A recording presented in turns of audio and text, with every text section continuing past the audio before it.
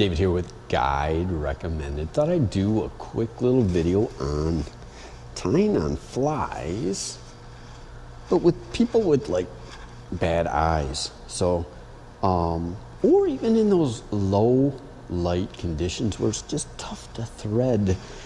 In fact, in preparation for this video, I thought, I'll pre-tie on this little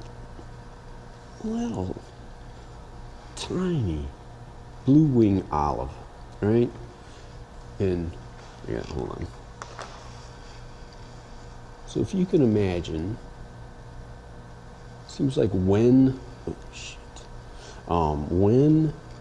the fish are biting, lower light conditions, I got a little 6X tippet here. Trying to do that, what I just did at night, and then trusting or not trusting the knot, you just put on that little tiny fly. Did it cinch down well, all that good stuff. So I did put a quick little clinch knot on there, right? What I was going to demonstrate, and we'll do some close-ups on how to use a double surgeon's knot to tie on a fly really quick. So stay tuned, we'll do some close-ups. So what I'd like you to do, if you'd like to learn more, I've got like a free gift of, basically it's a tutorial on how to start fly fishing. So beginners can sign up. If you go to my website, Guide Recommended, how to fly fish. I think you might even be able to search on Google how with the number 2, how to fly fish. You'll get to my website. There's a quick little email sign up. You get a 25-minute video describing stuff. The next day I'll send you over a PDF describing flies, knots, setup, fly rods. I go through some wader hacks I've learned over the years, a checklist for trips, lots of good stuff that I keep sending out to you. So go check that out, okay? But let's do the close-ups of tying on a fly and when I like using this little technique.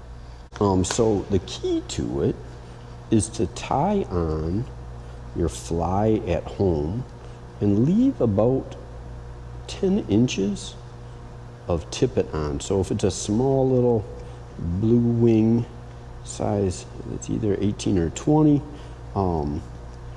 you tie that on with your typical clinch knot, right? And then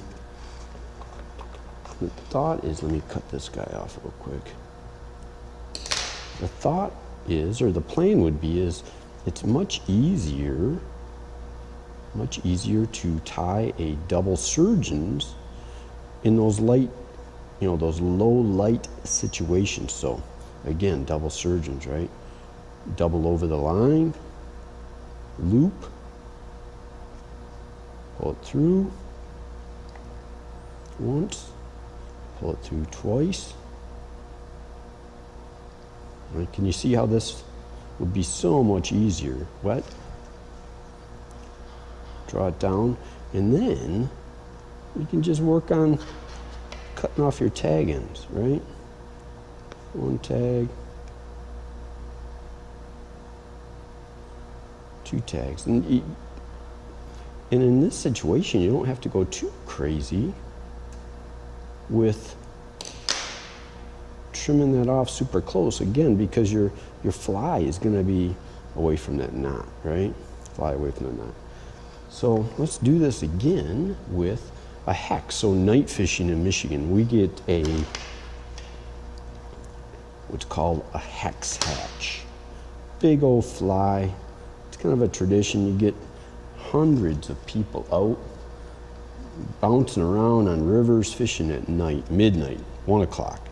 The hatch might only go for an hour, and you tie on. So here's a hex nymph, not our actual dry fly, but a big, pretty good sized fly.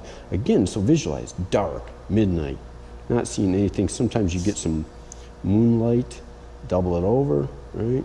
I want to demonstrate this because you can even do it with the fly on. A little bit bigger loop, draw your fly through once, bigger loop.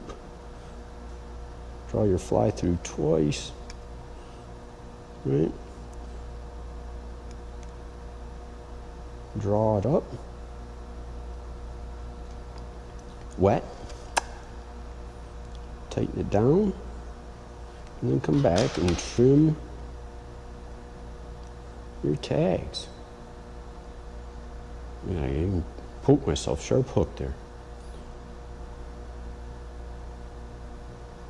So that is a little trick for tying on flies in low light situations. So hey, subscribe, thumbs up, thank you.